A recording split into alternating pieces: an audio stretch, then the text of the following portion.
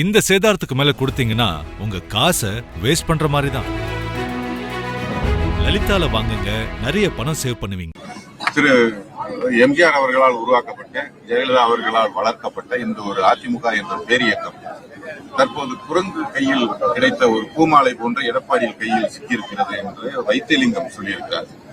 அதுக்கு உங்கள் கருத்து? அந்த பூமாலையை அந்த பூமாலையில் ஒவ்வொரு பூக்களாக அவர் பிடித்து எரிந்து கொண்டிருக்கிறார். அதுல டிடிவி தினகரன் மற்றும் ஓ பன்னீர்செல்வம் ஆகியோரும் அடக்கம் அப்படின்னு சொல்லியிருக்காரு. அண்ணன் வைத்திலிங்கம் நான் மிகவும் மதிக்கக்கூடிய ஒரு நண்பர், அம்மாவின் தீவிர தொண்டர். அவர் எங்களுக்கு எதிராக இருந்த காலத்திலும் சரி, எங்களுக்கு ஆதரவாக இருக்கின்ற காலத்திலும் சரி, தனிப்பட்ட முறையில எனக்கு அவர் மீது நல்ல மதிப்பும் மரியாதையும், அவருக்கும் எங்கள் மீது நல்ல மதிப்பும் மரியாதை உடையவர். அரசியல் காரணங்களுக்காக நாங்கள் பிரிந்து நின்றோம். இன்று அதே அரசியல் எங்களை மீண்டும் ஒன்றிணைத்திருக்கிறது. அதெல்லாம் இருக்கட்டும், அதுக்கு பதில் சொல்றதெல்லாம் இருக்கட்டும். ஊடகங்கள் உங்களை பெரிதும் மதித்து, நீங்கள் எங்க என்னை சந்தித்தாலும் எந்த ஒரு நெருக்கடியிலும் உங்களை சந்தித்து உங்கள் கேள்விகளுக்கு பதில் சொல்லி செல்பவர். அதுபோல ஊடகங்களை மிகவும் மதிக்கக்கூடிய இயக்கம் அம்மா மக்கள் முன்னேற்ற கழகம். ஒரு சிலரை போல உங்களை ஒருமையில் பேசுவதோ, நீங்கள் கேட்கின்ற கேள்விகள் எங்களுக்கு எதிராக இருக்கும் பொழுது உங்களிடம் சண்டைக்கு வருவதோ எதுவும் இல்லாமல் ஊடகங்களை மீது மிகுந்த மரியாதையும், ஊடகங்கள் மக்களுக்கு செய்திகளை கொண்டு செல்கின்ற வாகனங்களாக இருக்கின்றீர்கள். நாட்டு நடப்பை எல்லாவற்றையும் நீங்களே சில வதந்திகளை நம்பி சில செய்திகளை வெளியிடும் பொழுது உண்மையிலேயே எங்களுக்கு வருத்தமாக இருக்கிறது. யாரோ கிளப்புகின்ற வதந்தியை 21ஆம் தேதியே பிள்ளையார்பட்டி கோயிலுக்கு சென்ற பொழுது அங்கே ஊடக நண்பர்கள் அவர்களே கேட்டார்கள், ஊடகத்துறை நண்பர்கள், உங்களுக்கு ஏதோ கூட்டணியில 6 சீட்டு கொடுத்துட்டாங்களாம்லன்னு சொல்றாங்க. நான் சொன்னேன், அது வதந்தி, யாரும் நம்ப வேண்டாம். நான் அன்னைக்கே சொன்னேன், நம்ம ஊர் கிராமத்துல சொல்ற பழமொழியை சொன்னாலும் எல்லாருக்கும் புரியுன்னு. இன்னும் மாடே வாங்கல, அதுக்குள்ளார மத்து வாங்க தெரியுறானா மாடசாமி, எதுக்கு வெண்ணெய் கிடைக்கிறதுக்கு அப்படின்னு நம்ம ஊர்ல ஒரு பழமொழி உண்டு.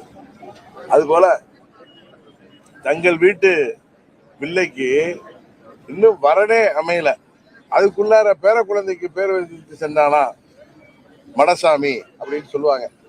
அது போல இன்னொன்னு சொன்ன, எங்க தஞ்சாவூர் பக்கம் காமெடியா சொல்லுவாங்க, நக்கலுக்கோ நையாண்டிக்கு பேர் பெற்ற தஞ்சை மாவட்டத்திலிருந்து வந்தவனா அந்த பழமொழியை திருப்பி சொன்னேன்.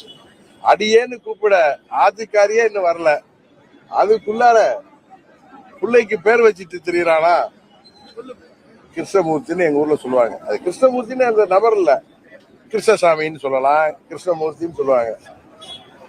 அந்த கிருஷ்ணமூர்த்தி யார் என்பது எனக்கு தெரியும்னு உங்கள்கிட்ட சொன்ன. அந்த வதந்தியை விதைக்கின்ற கிருஷ்ணமூர்த்தியும் அதை பரப்புகின்ற அவரது கைத்தடிகளும் யார் என்று சொன்னேன். எனக்கு தெரியும், அதனால அந்த வதந்திகளை எல்லாம் நம்ப வேண்டாம்னு சொன்னேன். ஆனா வதந்திகளை தகவல்கிற பேர்ல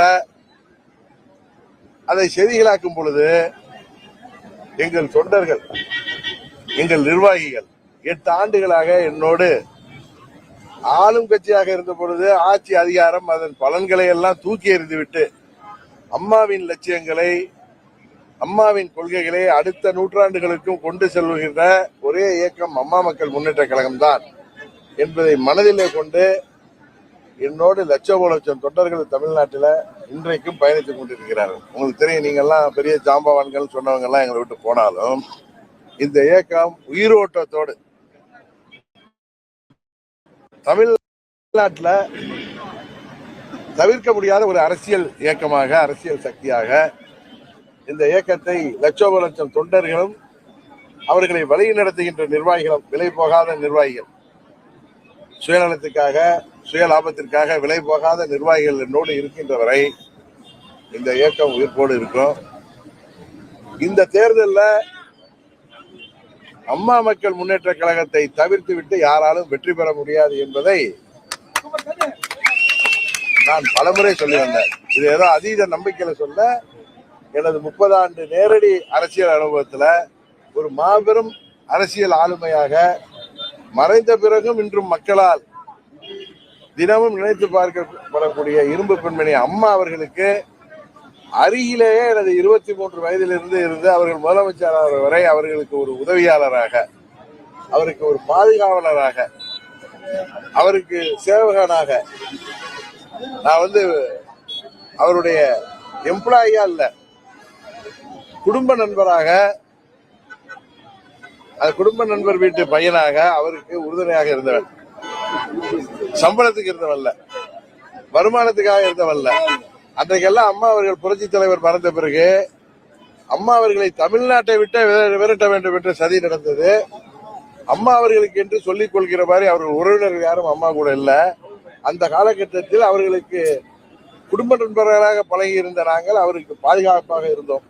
அம்மா அவர்கள் முதலமைச்சராக வருவாரா என்பதெல்லாம் எங்களுக்கு தெரியாது.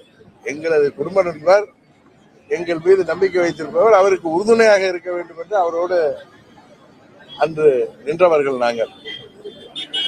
அம்மா அவர்களிடம் எத்தனையோ அரசியலை அம்மா அவர்கள் கூட இருந்து பார்க்கக்கூடிய வாய்ப்பை பெற்றவர். இன்றைக்கு நானே ஒரு அரசியல் இயக்கம் நடத்துகின்ற அளவிற்கு வந்திருக்கிறோம்.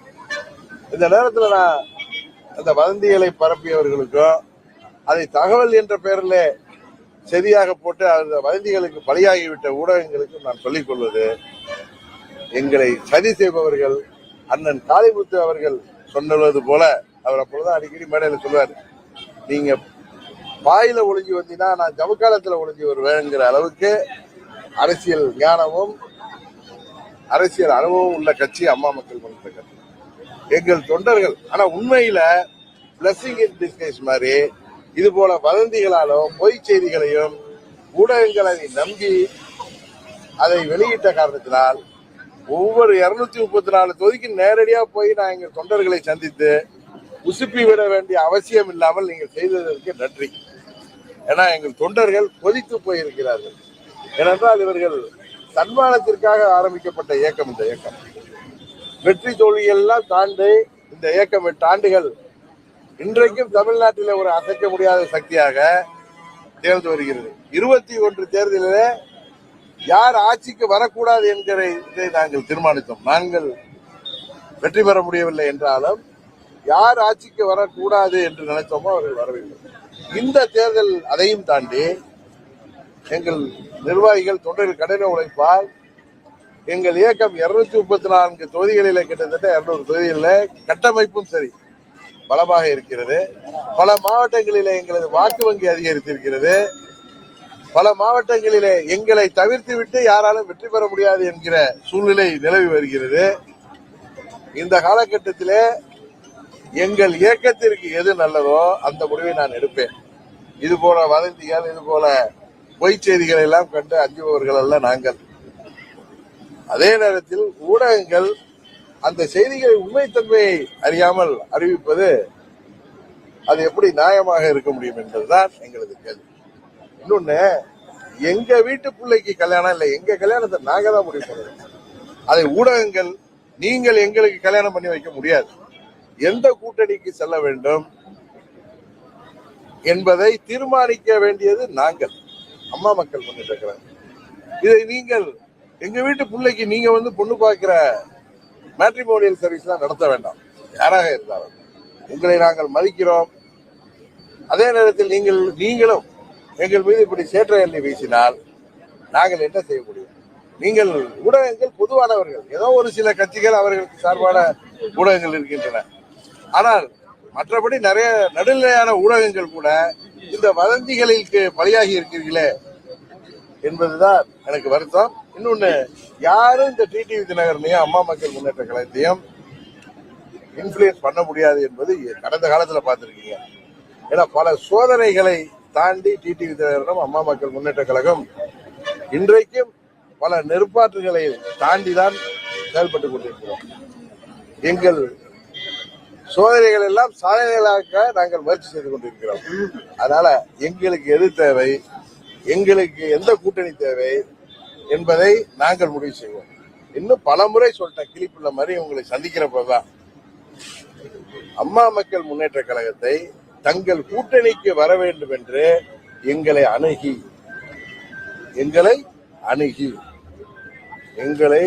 அவர்கள் கூட்டணிக்கு வர வேண்டும் என்று முக்கிய கட்சிகள் எங்களை அழைப்பது உண்மை. கூட்டணியை உருவாக்க விரும்புகின்ற கட்சிகளும் எங்களை அணுகி நாங்கள் கூட்டணிக்கு வர வேண்டும் என்று எங்களோடு பேசுவது உண்மை. எங்களுக்கு எது சிறந்தது, தமிழ்நாட்டு மக்களுக்கு எது சிறந்தது? இது 3 மாசத்துல திருவிழா மாதிரி நடந்து முடிகிறது இல்ல, தேர்தல் 3 மாசத்துக்கு கூத்தல்லது. அதை தாண்டி ஜூன் மாசத்துல எங்கள் இயக்கம் இருக்கணும். தேர்தல் வெற்றி தோல்விகள் எல்லாம் தாண்டி இந்த இயக்கம் எங்கள் கொள்கைகளுக்காக, லட்சியங்களுக்காக அடுத்த நூற்றாண்டை நோக்கி நாங்கள் பயணித்துக் கொண்டிருக்கிற இயக்கம். அதை கொண்டு செல்கின்ற பொறுப்பு எங்களுக்கு இருக்கு. தயவு செய்து யாரோ கிளப்பி விடுகிற சதிக்காரர்கள் செய்கிற சதிகள்லாம் தயவு செய்து எங்களிடம் எங்களை அறிவிக்கிற இடத்தில் இருக்கிறீர்கள். நிறைய செய்தி ஆசிரியர்கள், தலைமை தாங்குவது, என்னோடு நேரடியாக தொடர்பில் இருப்பவர்கள் யாரோ சொல்கின்ற செய்தியை கேட்டு அதில் அமமுகவை பற்றி இழுப்பது, நாங்கள் எதுவும் சொல்லாமல் இழுப்பது எப்படி நியாயமாக முடியும்? அதனாலதான் சொல்றேன், எங்கள் நிலைப்பாட்டை பல முறை கிளிப்பிள்ளை மாதிரி சொல்லிட்டேன். எங்கள் கூட்டணி என்பது தை பிறந்த பிறகு, அம்மா அவர்கள் பிறந்த நாளுக்கு அப்புறம் தான் பொதுவாக நம்ம தேர்தல் இருப்போம் பார்த்திருக்கோம். தை மாதத்துல நாங்கள் எந்த கூட்டணியை தேர்ந்தெடுக்கிறோம், அது எங்கள் கட்சியின் நலனையும் தமிழ்நாட்டு நலனையும் கருத்தில் கொண்டு உறுதியாக முடிவெடுப்போம். போன முறை நாங்கள் யார் வரக்கூடாது என்பதற்காக போராடினோம்.